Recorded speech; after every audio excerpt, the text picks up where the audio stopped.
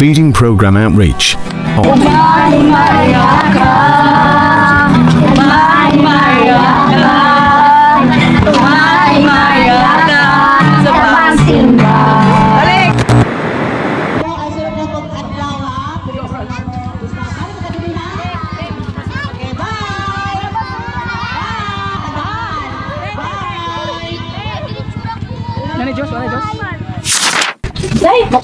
Makatura ka mo?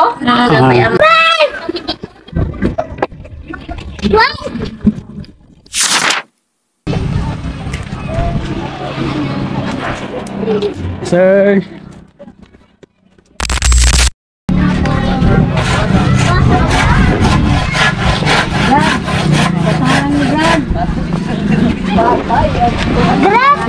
Kaluwasan. Pwede man ka po, ma'am. Asa mo mga bata dito?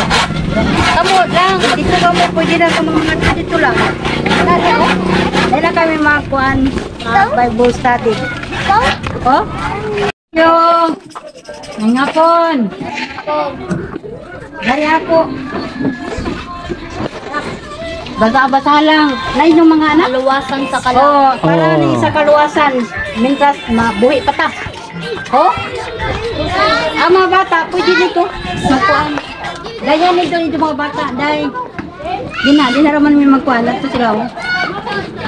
Mati lang mo sa kuhan. Dari, basa. Pag nasabi kaluwasan. Dong. Amo ipabasa sa inyo ha. Todong o.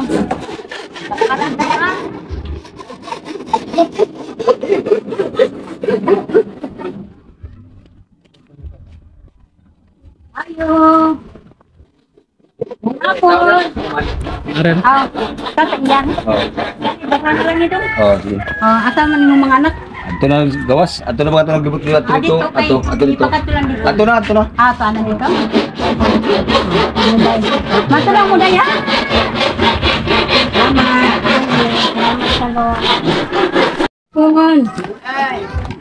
Dari ako, yatag sa idyo. Basa-basa lang ni Day. Asa man mga anak ni mo? Naan ito. Daya dito? Ato may dito mga bata magkuhan. Yes. Asa man mga bata mo?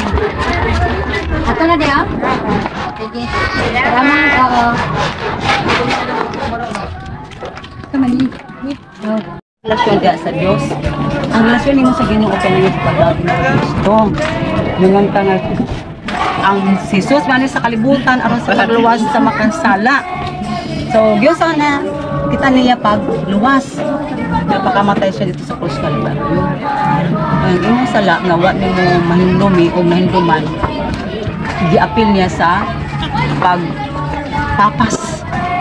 Usa man pagpapas. Ang iyang dugo mao'y naghahatag og usa ka nindot na pagpapas. Pinahalan kanan mo tuo nga si Kristo maluwas. So sa imo, mutuo man ka nga si Kristo namatay para sa imo. Ang alawa, ingon ang tao, tuo kang Ginoo sa Kristo, ikaw maluwas. Ingon sa Acts 16:30-31.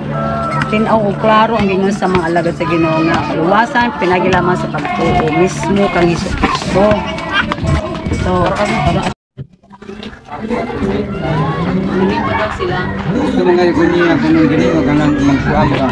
Naiya ko ko nang bano. Membro man po ko sa Holy Rosary Nang gabi iba. Iya ko nang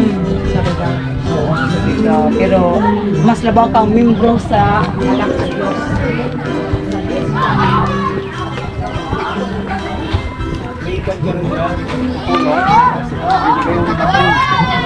Tawagan din dyan, mamaya konting sharing lang sa Word of God, salita ng Diyos sa... Yan na magod ini si Jagot ang Ginoo magod. So, napakalaga kasi yung kwan natin ngayon. Malaman natin yung kaligtasan kasi hindi ko natin alam kung kailan darating yung Panginoon. Hindi natin alam na ano mangyari sa ating buhay bukas, mawala tayo. Kailangan makasiguro tayo na maligtas tayo. Kasi yan mga nais ipabot sa atin ng Panginoon, kaligtasan mula sa ating Panginoon sa Kristo. Sa kuwan kami sa Assembly of God. Lord, ikaw tayo magapatay ka na mo Lord God, o ikaw magatag ng kabaitan sa mo Lord God, para pagpamati Lord. Lord, ikaw may nagpansa mo Lord God, ikaw na, salamat sa Lord God na nagtipok kita, ay kami din Lord God para sa iyo Lord God. Ang halos sa Jesus name, amen. Amen. Dianhin na to ha, dapat na mo volunteer og pray. Di lang magbalik-balik si Kuya Mark. So, kids, pwede na may ikot. Sunod, kinsay gusto nga